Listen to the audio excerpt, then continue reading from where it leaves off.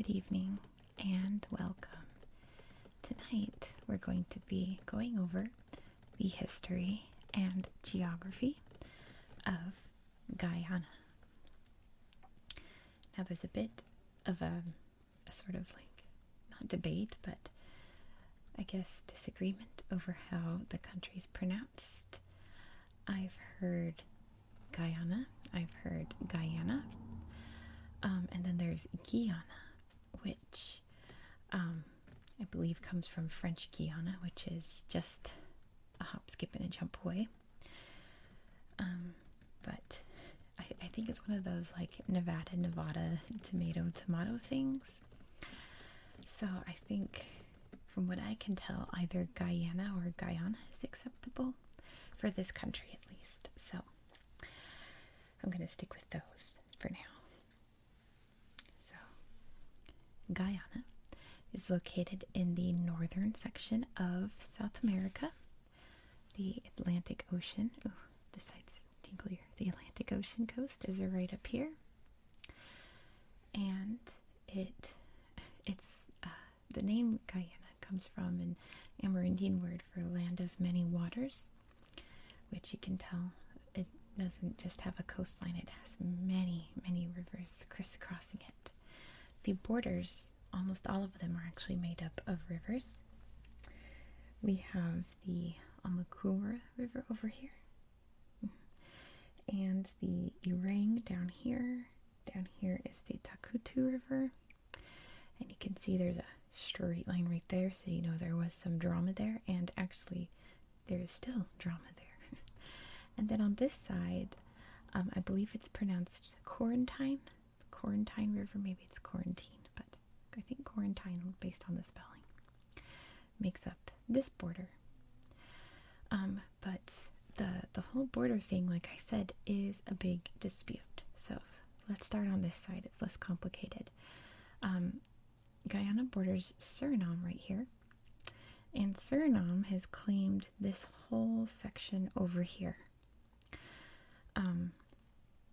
There's been a big back and forth, but it's not like, from what I can tell in my research, it's not like a very like violent, vicious thing. It's just a debatable thing, but officially it belongs to Guyana, but Suriname still claims it. And then we have this half. So Guyana's longest river is the Essequibo, and it slices the country right in half and opens up right here, making this big delta. And sitting right along it, along with the Demerara River right here, is the capital city of Georgetown. But the neighbor on this side, Venezuela, claims all of this land on this side of Guyana. It's a very long dispute, which I'll talk about in its history, but to this day, Venezuela still claims this as Venezuela. But anyway, and then the southern border is all Brazil. And as you can tell, it being northern Brazil, it must be very forested, which indeed it definitely is. So Guyana has a very fertile coastline up here. That's where the majority of the farmland is. And then once you get down here into the nitty-gritty, it is a deep, thick rainforest. Like, you can't access this rainforest. You have to get to places by airplane, because there's no way to drive through. There's no like hiking trails or anything like that. It is thick rainforest. It's in this region that we find the highest point, which is right here, right on the border of Guyana, Venezuela, Brazil. And it's called Mount Roraima, and it's a really interesting looking mountain. It is a flat-topped mountain. I'll show you pictures in this book after I go over the history. But yeah, I didn't know that there were actually mountains like that. I know in Sir Arthur Conan Doyle's The Lost World, they climb a mountain like that, and on the top is, you know, the Lost World, like dinosaurs and ancient civilization, things like that exist on the top. I didn't think those were real, but Mount Roraima is one of those mountains. It's really, really neat. And also we have the Kaichor Falls, which you can see right there, the Kaichor Falls, which are actually on the cover of this book. It is I didn't write down the stat. I think it's the widest or highest, something like that, single falling waterfall in the world. And it's a really stunning one.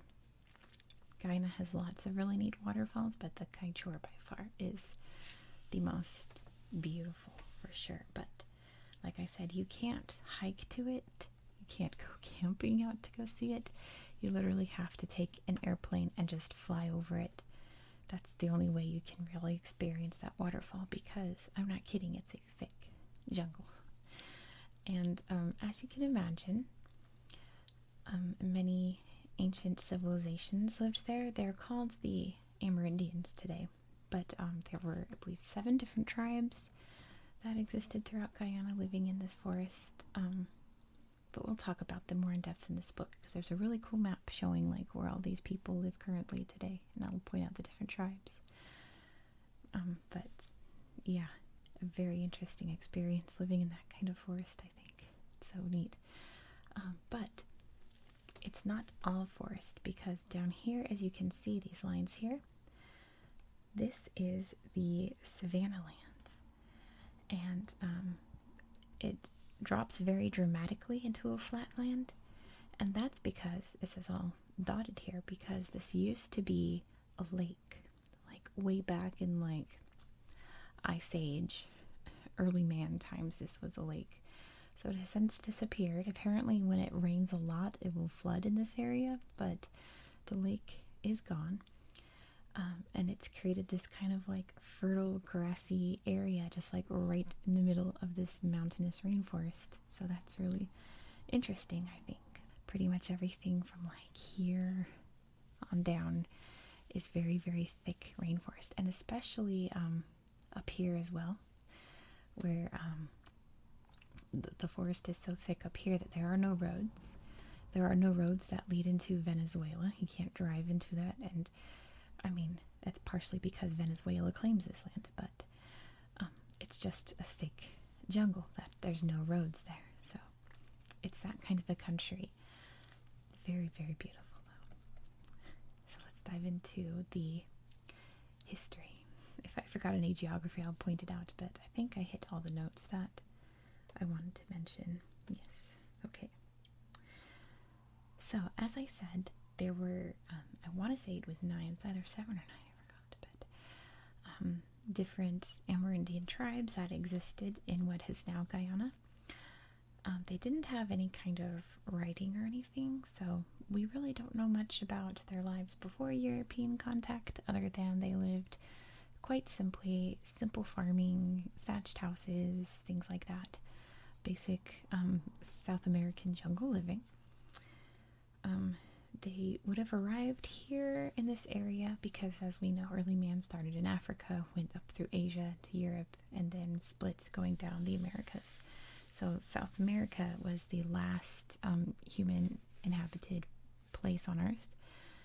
So it's believed that the first Amerindians arrived some 2,000 or 3,000 years ago. But we'll never really know for sure. It all depends on, archaeological research. I like to think in places like this where they didn't have writing that surely there must have been some great epic adventures and things like that, kind of like we get in European history where we know things that happened in like the BCE times. All these wars and disputes and things like that. I like to imagine that those kind of things happened here on a small scale, but we'll never know those stories. It's a little sad, but that's how it is. So Europeans come. The first European to spot Guyana was Christopher Columbus. He would have seen it in 1498. The first European to land in what is now Guyana. I always want to say Guyana. I'm a French speaker. The first European to actually land on what is now Guyana was Alonso de Ojeda in 1499.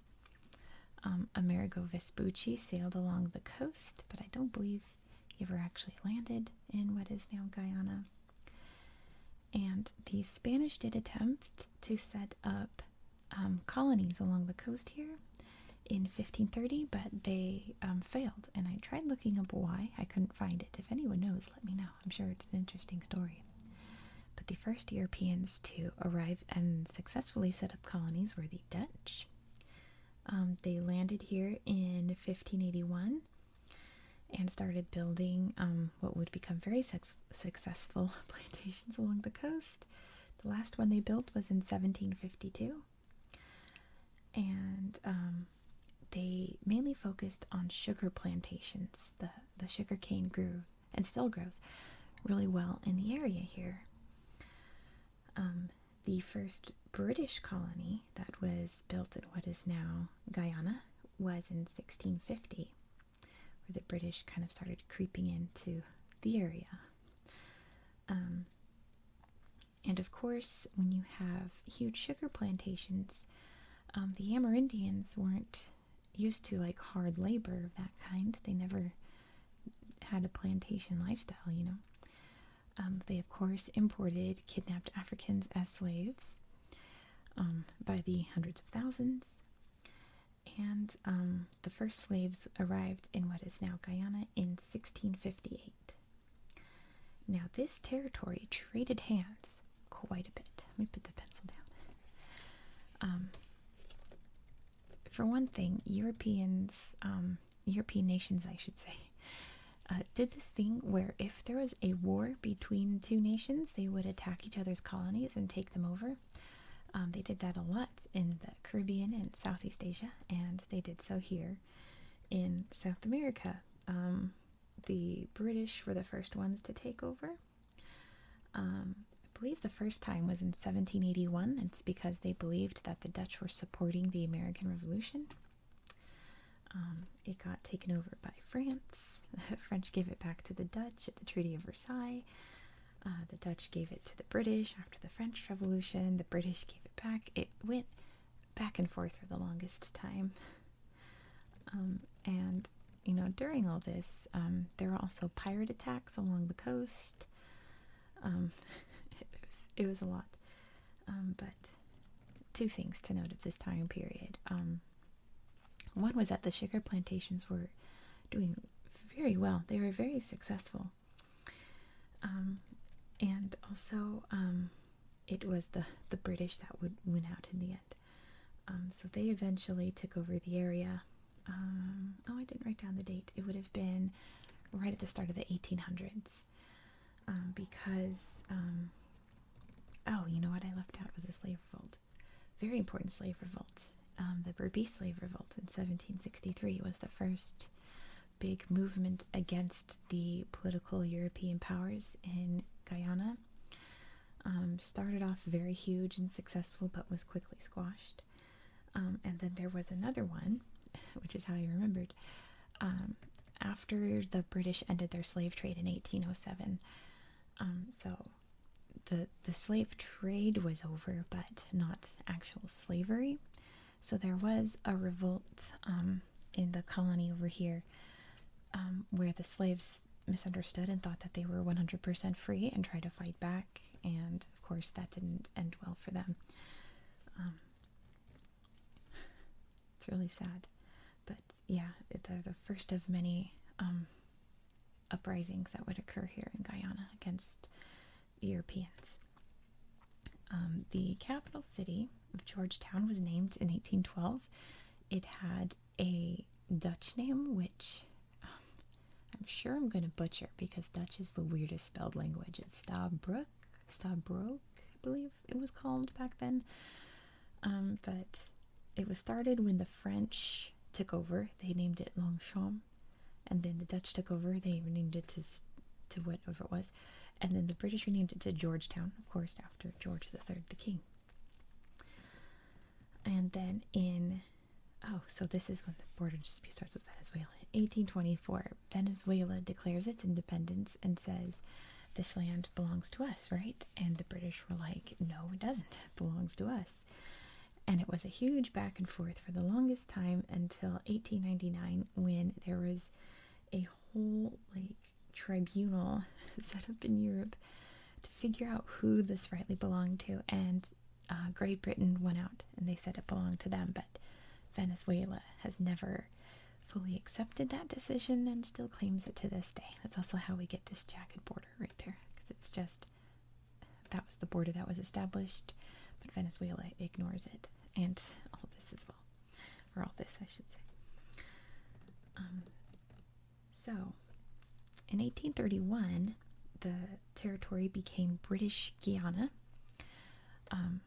They combined all the little colonies up here and made it into one big unit, and which meant they had more resources, which meant they could build more plantations, which meant they needed more workers. And of course the slave trade is over, so they started sending over indentured servants from India.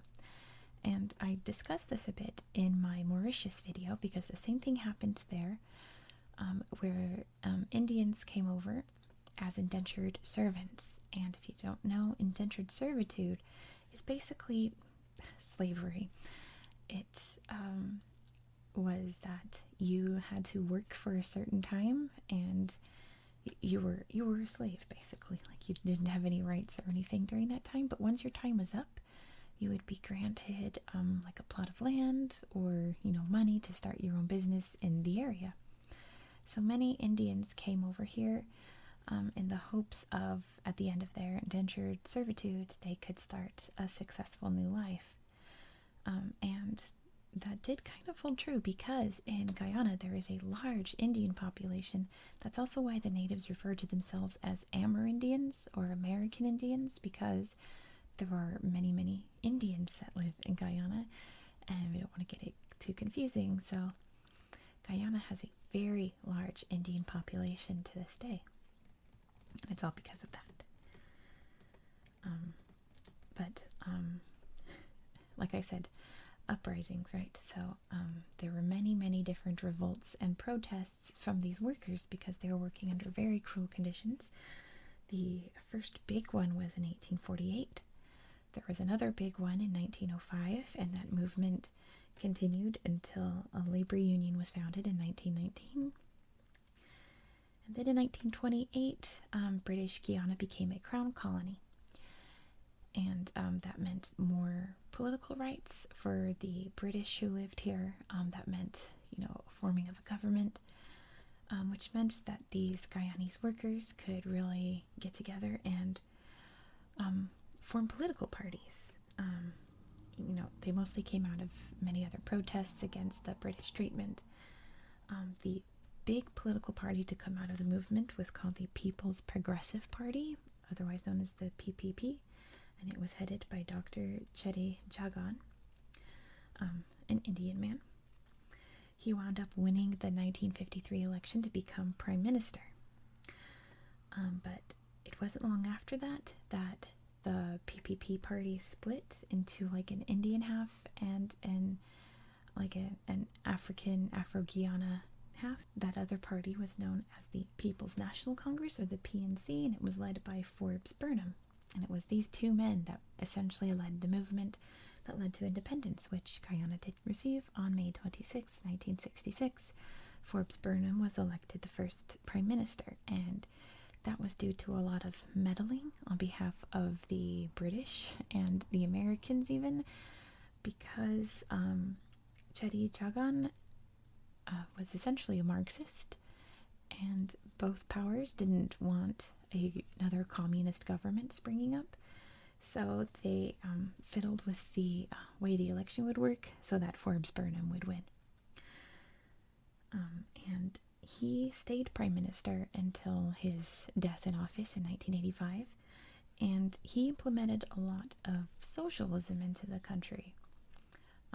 The government owns the land, he was friends with Cuba and the Soviet Union, all those kind of things that socialism implies. Also, once they achieved independence, Venezuela was like, so you're going to give us this land, right? And they were like, no. So there was that whole dispute, which again still exists to this day. It's very interesting that there isn't any kind of agreement. And Venezuela claims this land because the Spanish, were the ones to land here first and tried to establish the land here first. They were the first ones to claim the land. And of course, Venezuela was a colony of Spain, so they said, so that's our land too, because it was the same people that landed here. Very complicated.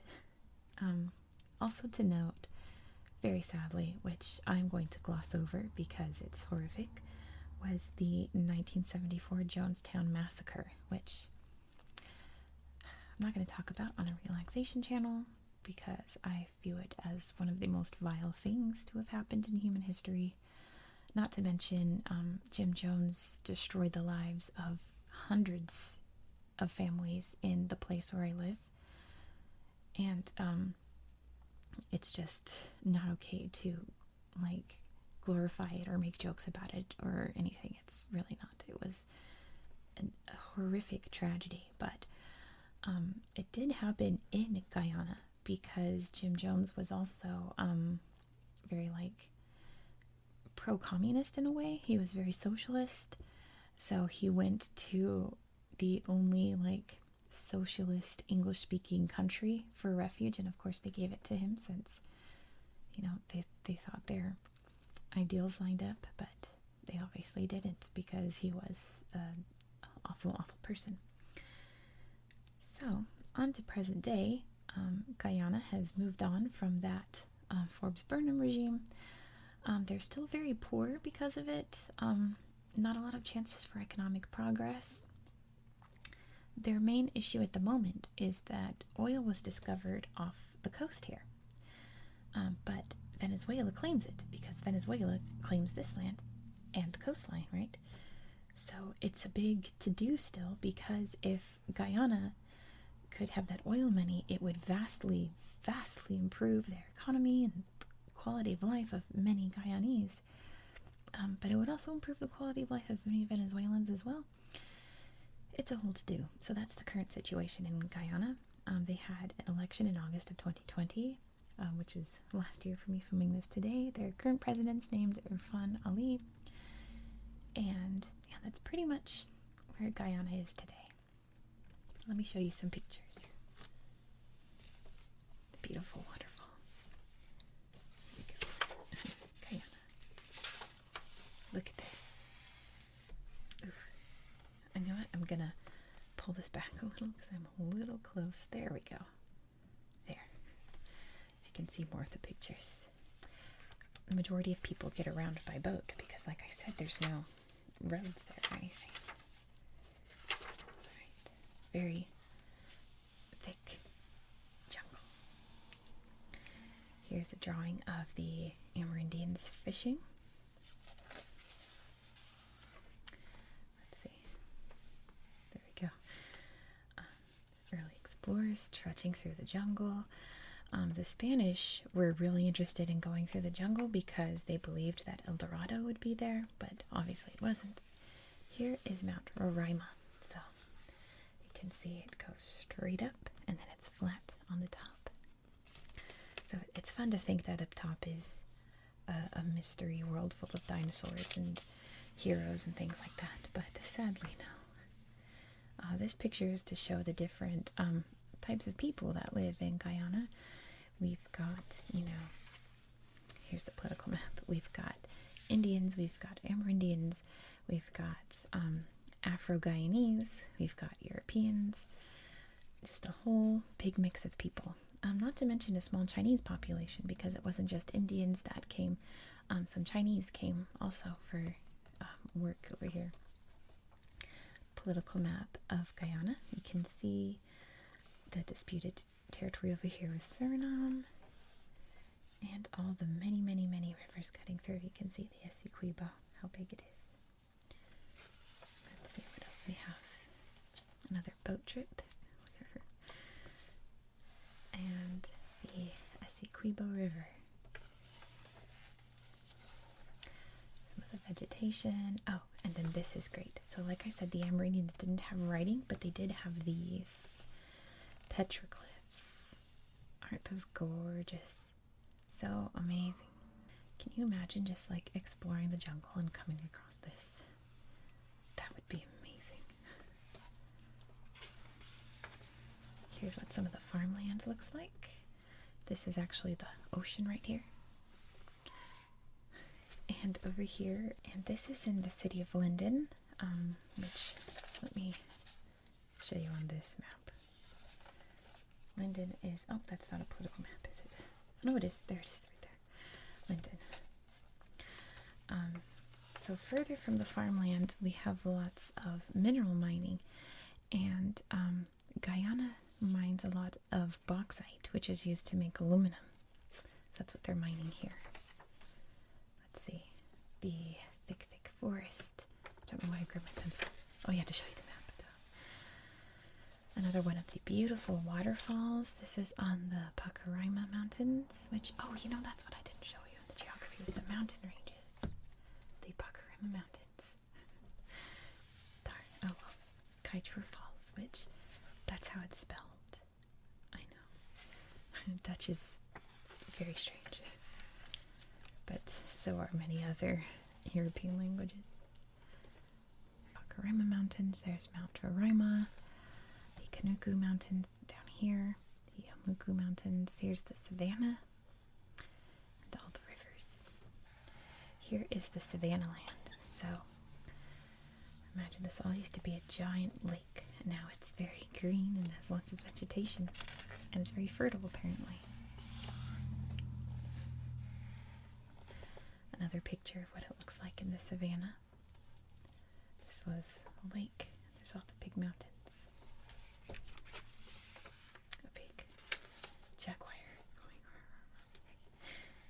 Charles William Beebe, or Beebe, I'm not sure, who was a big explorer, researched a lot of animals in Guyana. This is the cock of the rock bird. I'll show you their national bird in a minute. This is a tabebuya tree, I believe. That's bright colors. Big palm trees, just like the ones we have here. And a bromeliad. Hi, pencil. Here's the bird, but let's look at these howler monkeys. Have you never heard of a howler monkey? Good for you, because they are so loud. Screech like no one's business. And so it is this guy. This is the Huatzin. This bird is weird, because not only does it make a really weird sound, in its more juvenile state, it has claws in its wings and climbs trees, kind of like a bat does.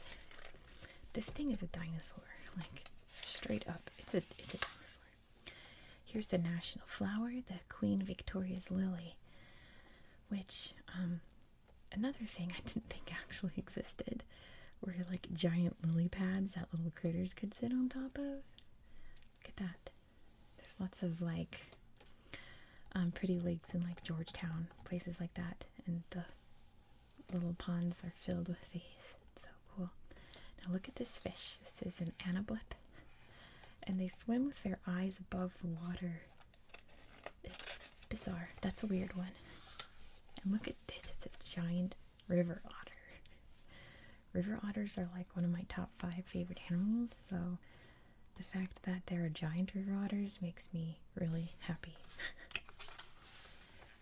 And here is a sea turtle coming to lay her eggs on the beach. Here's a picture of one of the like research centers out in the jungle, in one of the preserves, one of the areas that are completely sealed off from any kind of logging or anything to preserve the natural land. Another great drawing of the Amerindians. Another great drawing of the Amerindians. I like this bird up here. An example of the housing they lived in. The European voyages. You can see Columbus and Vespucci. So yeah, he did not actually land there. He just sailed on through.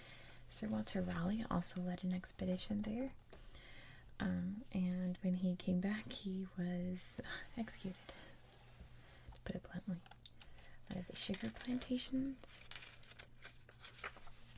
and British soldiers trudging through the forest.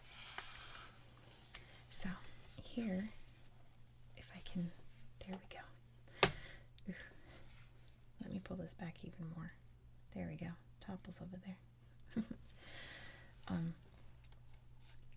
If you're ever wondering why the three little Guyanas here are divided to Guyana, Suriname, French Guiana, you can see here it's because the British claimed this, the Dutch claimed this, the French claimed this, and this is still France today. French Guiana is a part of France. The only part of South America that still belongs to Europe. A slave plantation. And this is Cuffy, who led the Berbice slave revolt. It's an awesome statue. Let's see what else we have. Boundary dispute. The PPP. Having some kind of talk. This is Chedi Chagan after he was elected. Here is Forbes Burnham, and this is Hugh Desmond Hoyt, who became Prime Minister after Forbes Burnham died. And at the time this book came out, this was the current president, Bharat Jagdo, Prime Minister Samuel Hines. The Georgetown City Hall. Looks very pretty. This is the Prime Minister at the time, working hard. And here is the flag of Guyana. Let me grab a pencil for this. There we go. The flag of Guyana. The golden arrowhead. Guyana's flag, known as the golden arrowhead, is made up of 5 colors. The green background symbolizes the forests and agricultural land. The red triangle symbolizes a bright future for an independent nation. The golden arrowhead stands for the country's mineral wealth. The black border is for the endurance of the people to ensure the country's future. And the white border is for the importance of Guyana's many rivers. And here's their awesome coat of arms, where that one loud bird is, and the jaguars too. One people, one nation, one destiny.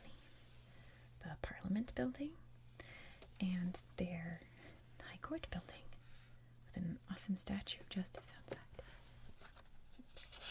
There we go. The buildings of Georgetown, which were built by Europeans, as you can tell. And you can definitely tell from this map that it definitely has a British city layout. Very square. Voting lists at an inscription center, it says. And oh, so this is Janet Jagan. I probably should have mentioned her. Chedi Jagan's wife. And when he died, she became prime minister after that. Awesome. And these are the 10 regions of Guyana. We have Barima Waini, Pomeroon Supinam, the Essequibo Islands, West Demerara, Mahaica, Berbice. This is all East Berbice Quarantine.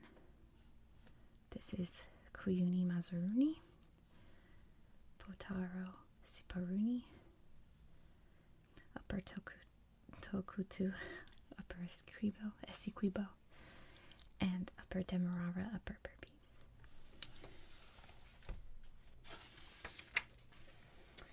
Sugarcane.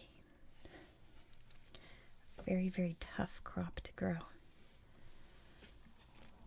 And we have more sugarcane. Let's see. Some laborers. This is to point out how half of Guyanese laborers only earn 50 cents per day. Speaking of money, here's what their currency looks like. Let's see. What is their currency called? It doesn't say on here. I guess it's just $1. Yes. Okay. Let's see. Oh, so shrimp is one of the big seafood industries in Guyana. Definitely one of the big farming ones. I think there's a picture of a shrimp farm coming up. More sugarcane. And here is Demerara sugar. Apparently it's a very fancy brown sugar.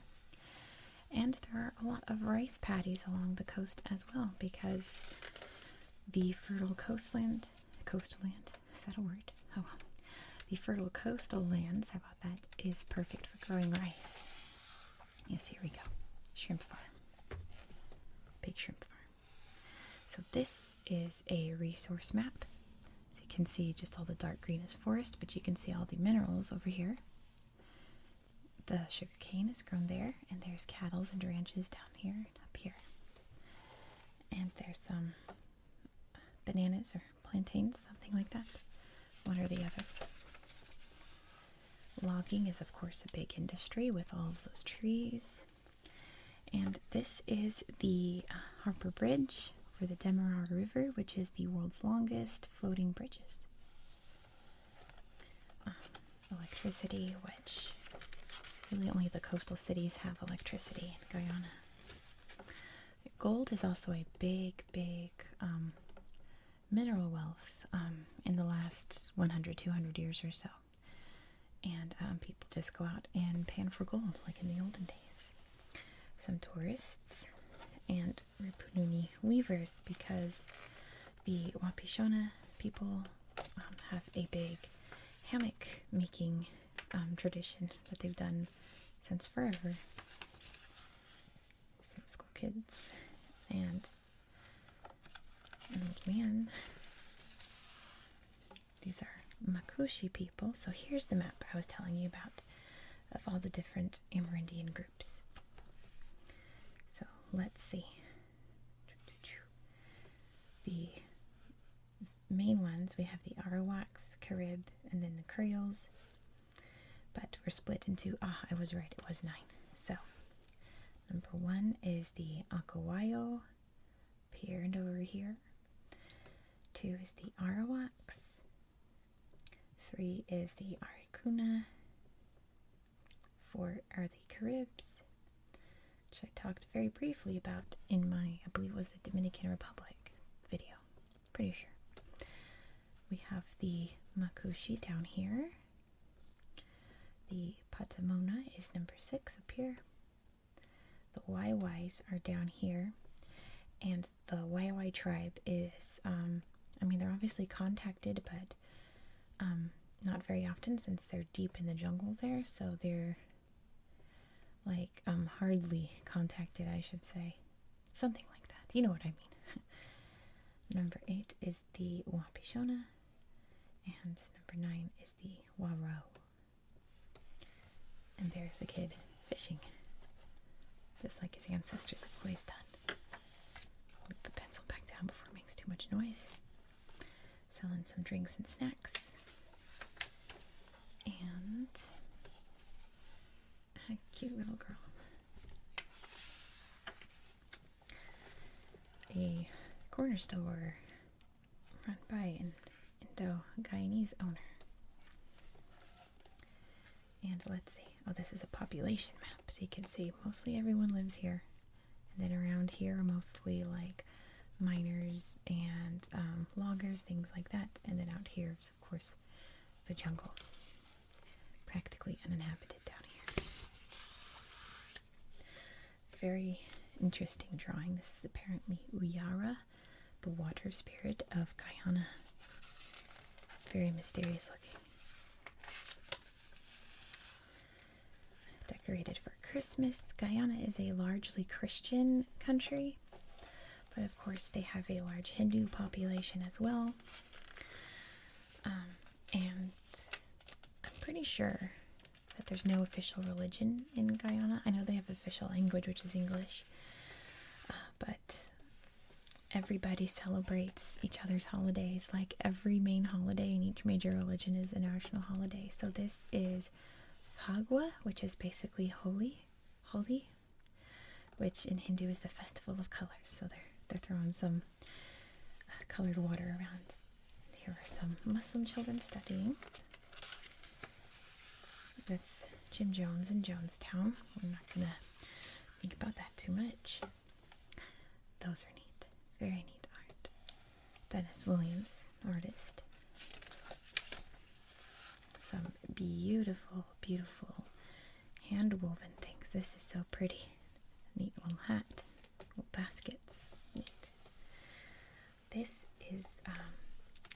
example of a weapon that was used by the, let's see, I want to say it's Wapishana. Oh, it's the Arakuna. My bad. It's an Arakuna weapon, like a big blow dart, basically. Let's see what else we have. Steel drum music. Culturally, Guyana is very Caribbean. They're even a member of CARICOM. So, yeah, even though they technically aren't Caribbean, they have a lot of Caribbean culture. Cricket is the big sport here in Guyana. Another little leftover from the British. There's a girl playing cricket also. The most famous cricketer from Guyana is Clive Lloyd. And they have a big rodeo like festival tournament in the south. Some rural living there. Looks beautiful. And then on the opposite end of the spectrum are some luxury homes, gated communities, and then again on the opposite end, a poorer one. That's what a school would look like. And speaking of holidays, this is a tradition in Guyana where on Easter all the kids go out to the beach and fly kites. And everyone does it, even if they aren't Christian. Everyone takes part in each other's holidays. Here's a hospital.